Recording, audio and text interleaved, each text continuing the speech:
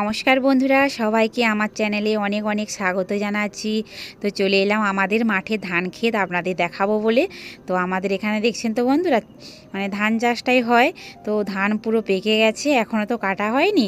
তো কেউ কেউ হাতে কেটেছে, চলো একটু এগিয়ে গিয়ে তোমাদের দেখাই। এই দেখুন বন্ধুরা, এগুলো হাতে কেটেছে।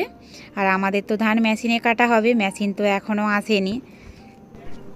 আর কিছু কিছু জমির বন্ধুরা এই যে খড় বাঁধা হয়ে গেছে, এগুলো মানে বাড়ি নিয়ে যাবে। যাদের গরু আছে তারা এরকম হাতে করে কেটেছে। আমাদেরও গরু আছে, কিন্তু এবছর আর মানে হাতে কাটবে না, পুরো মেশিনে কাটবে। আর মেশিনে কাটা যে খড়গুলো সেগুলোকে নিয়ে যেয়ে বাড়িতে মানে গাদার মতো দিয়ে রাখবে গরু খাওয়ার জন্য। তো মাঠটা দেখুন বন্ধুরা, এই সময় মাঠটা দেখতে কিন্তু ভীষণ ভালো লাগে। আর অন্যান্য জায়গায় তো বন্ধুরা এই বৃষ্টিতে ধান তো নষ্ট হয়ে গেছে, আমাদের এখানে কিন্তু ধানটা ভালো ফলেছে। হয়তো ফসল একটু কম হয়েছে মানে অন্যান্য বছরের থেকে, কিন্তু ধান কিন্তু নষ্ট হয়নি, খুব সুন্দর হয়েছে ধানগুলো। আর কিছুদিন পর আমাদেরও ধান কাটা শুরু হয়ে যাবে, তো মেশিন ঢোকার কথা আছে। তো দেখা যাক কদিন পর মেশিন ঢোকে। তো অনেকে হাতেও কেটে ফেলেছে, তো আমাদের মেশিনে কাটা হবে। তো যদি বৃষ্টি না হয়, বলা যায়নি কখন কি বৃষ্টি শুরু হয়ে যায়, কে বলতে পারে। আমাদের এদিকে বন্ধুরা যেদিকেই তাকাবেন সেদিকেই ধান আর ধান, কারণ এখানে ধান চাষটাই হয়। আর এখন তো ধানগুলো পেকে গেছে, তাই চারদিক দেখুন বন্ধুরা পুরো সোনালি হয়ে ভরে গেছে, মনে হচ্ছে না মাঠে সোনা ফলে আছে। ধানটা পেকে গেছে। আর ধানটা যখন বন্ধুরা লাগানো হয় তখন কিন্তু চার সাইড পুরো সবুজে ভরে যায়, মনে হচ্ছে না চার সাইডে যেন সবুজ আর সবুজ, যেদিকেই তাকাবেন সবুজ।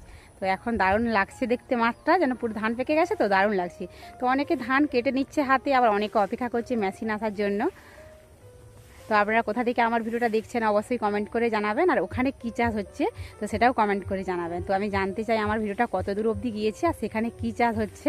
তো অবশ্যই কমেন্ট করে কেউ জানাতে ভুলবেন না। আর আমাদের এখানে দেখুন বন্ধুরা, মাঠের ধারে ধারে কত কুলে শাক, এই দেখুন পুরো নরম নরম কুলে শাক হয়ে আছে। তো আমরা এগুলোকে মাঠ থেকেই তুলে নিয়ে যাই।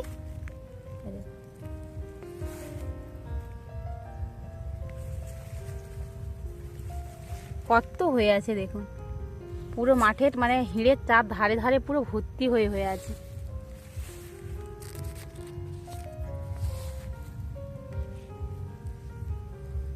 মাঠের যেই জমিটাতে ধান কাটা হয়ে গেছে তারই মাঝখানে দেখুন এই যে বড়ি দেওয়ার জন্য একটা পাটা করে নিয়েছে, এখানে বড়ি শুকনো করতে দিয়েছে। মাঠে তো অনেকক্ষণ পর্যন্ত রোদ থাকে, বড়ি কিন্তু খুব সুন্দর শুকনো হয়ে যায়, সেই জন্য এখানে মানে বড়িগুলো মানে মিলে দিয়ে গেছে শুকনো করার জন্য।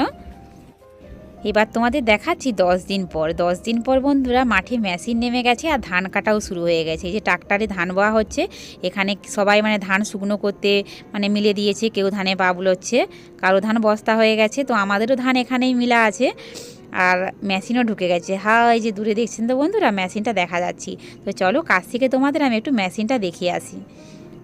মাঠে যখন প্রথম ধান কাটা মেশিন আসে তখন কিন্তু দেখার জন্য খুব ছুটোছুটি হুড়োহুড়ি করে যেতাম যে ধান কাটা মেশিন সেটা কীরকম। আগে তো কাস্তে দিয়ে মানুষরাই ধান কাটতো, তো মেশিন বেরিয়েছে কীরকম মেশিনটা দেখতে যাই। তো সবার মানে ছুটা দৌড়া পড়ে যেত ওই ধান কাটা মেশিন দেখার জন্য। আর এখন তো সবসময় মেশিনে ধান কাটা হচ্ছে, আর সেরকম অতটা আগ্রহ নেই ছুটে গিয়ে সেটা দেখার জন্য, কিন্তু দেখতে কিন্তু ভালো লাগে। এই দেখুন বন্ধুরা, তো ঘরের সামনেই কাটা হচ্ছিল, একটু ভিডিও করে নিলাম, ভাবলাম বন্ধুদের সাথে শেয়ার করব, তো তাই একটু ভিডিও করে নিয়েছি। আর কে কে বন্ধুরা আজকে প্রথম ধান কাটার মেশিন দেখছো সেটা কিন্তু কমেন্ট করে জানিও, যে কে আজ প্রথম দেখলে ধান কাটা মেশিন এতটা কাছ থেকে।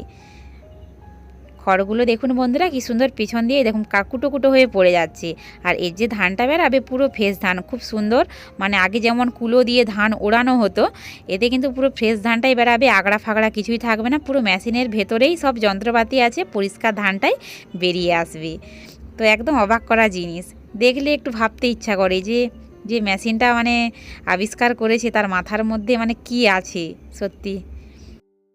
তারপরের দিন সকালবেলা বন্ধুরা এই যে লেগে গেছি ধান বইতে। আমাদের তো কিছু ধান তার আগের দিন মানে শুকনো হয়ে গেছিলো, তো সন্ধে হওয়ার জন্য আর সেগুলো বইতে পারিনি, তাই সাইকেলে করে অল্প অল্প করে ধান বাড়িতে বয়ে নিচ্ছি। কারণ তোমাদের দাদা ভাই তো বাড়িতে থাকে না, অফিস চলে যায়, তাই এই কাজটা আমাকেই করতে হয়।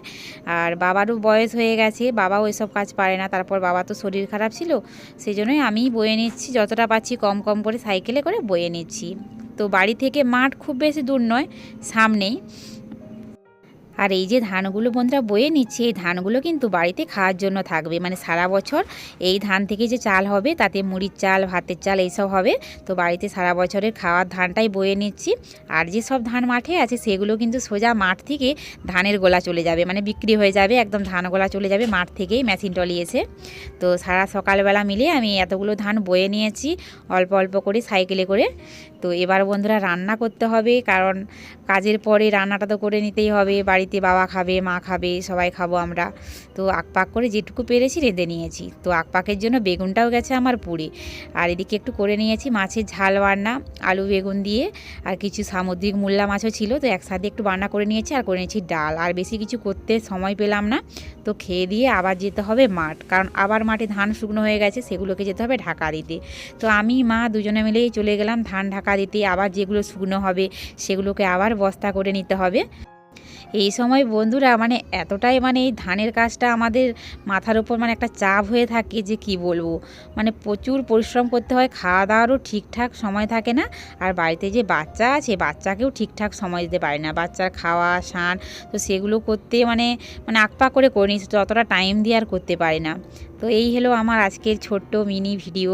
তোমাদের কেমন লাগলো অবশ্যই জানিও। তো ধানগুলো তো সব শুকনো হয়ে গেছে, যেগুলো পাচ্ছি বস্তা করে নিচ্ছে। আর দেখুন বন্ধুরা ওই যে দূরে অনেকের যে হাতে ধান কেটেছে সেগুলো হয় দেখুন মাথায় ওইরকম বোঝা করে নিয়ে আসছে, দেখতে কিন্তু দারুণ লাগছে দেখুন। কারণ যাদের গরু আছে বন্ধুরা তার তো খড় গাদা দিয়ে রাখতে হয়, তো এইভাবে তারা কিছুটা ধান হাতে কেটে নেয়। তো আমি আমাদের ধানগুলো যে শুকনো হয়েছে সেগুলোকে বস্তা করে নিচ্ছি।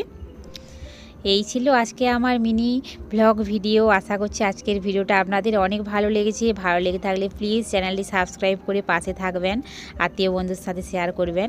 সবাই সুস্থ থাকবেন, সাবধানে থাকবেন, বাই।